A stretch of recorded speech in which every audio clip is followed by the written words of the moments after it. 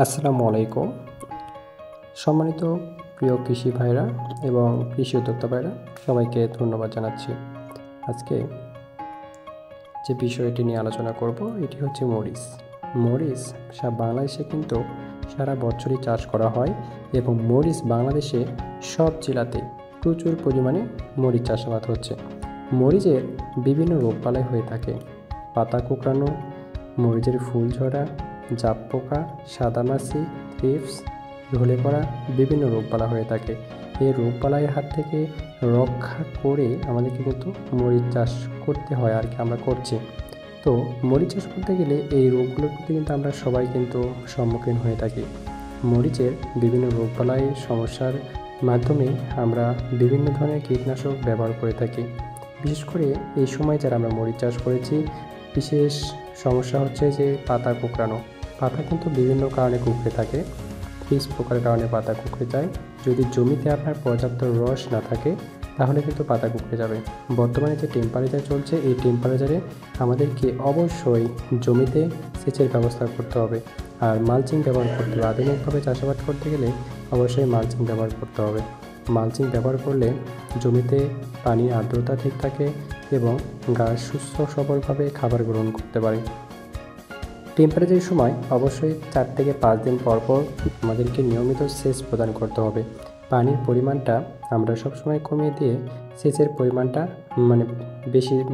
বেশি দেবো আর কি। 2 নম্বর হচ্ছে, মরিচের ফুল ঝরে গেলে আমরা কিন্তু বিভিন্ন চিন্তাভাবনা কিংবা বিভিন্ন পিচিআর ব্যবহার করে থাকি। আর মরিচের ফুল ঝরে যায় কিন্তু আরেকটা কারণ, সেটা হচ্ছে যদি জমিতে পর্যাপ্ত রস না থাকে তাহলে কিন্তু আপনার মরিচ গাছের ফুল ঝরে যাবে। মরিচ গাছের ফুল ঝরে গেলে আমরা অবশ্যই সেচ দেব, প্লাস পাশাপাশি গাছের বয়স 45 থেকে 50 দিন আপ হইলে আমরা অবশ্যই সলফর বোরন ব্যবহার করব। বোরন প্লাস জিঙ্ক এগুলো পরিমাণ মতো আমরা ব্যবহার করব। অতিরিক্ত মাত্রায় ব্যবহার করলে গাছের কচি পাতা এবং ফুল ফল কিন্তু অবশ্যই ঝরে যাবে। আর এখন এই তাপমাত্রাতে আমাদের কিন্তু অবশ্যই লেদা পোকার আক্রমণটা কিন্তু বেশি হয়ে থাকে। মরিচের ফল ছিদ্রকারী পোকা এবং পাতা ছিদ্রকারী পোকা, এই পোকার আক্রমণ কিন্তু বেশি হয়ে থাকে। এই লেদা পোকার আক্রমণের হাত থেকে রক্ষা পেতে গেলে আমরা অবশ্যই হেকেম কোম্পানির লুমেকটিন 1 মেশিনে অর্থাৎ 20 লিটার পানিতে 10 গ্রামের 1 প্যাকেট দিয়ে স্প্রে করব, অথবা হেকেম কোম্পানির সাসপেন অথবা এই জাতীয় কোম্পানির যদি ওষুধ আমরা ব্যবহার করে থাকি, আপনি ভালো রেজাল্ট পাবেন। এবং ওষুধটা একবার ব্যবহার করলে 10 থেকে 15 দিনের ভিতরে আপনাকে আর ব্যবহার করতে হবে না। তো দর্শক, লেদা পোকার আক্রমণের জন্য এই ওষুধটি আমরা ব্যবহার করব। 2 নম্বর হচ্ছে মরিচ গাছে থ্রিপস পোকা।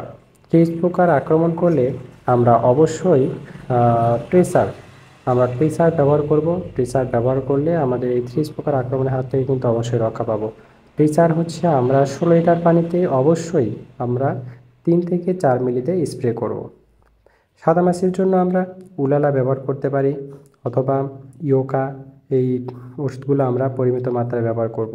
মাকড়ের জন্য বায়ার কোম্পানির ওবেরন অথবা 1.80 মাকড়নাশক এই গ্রুপের ওষুধ লিটারে 1 মিলি করে আমরা স্প্রে করতে পারি।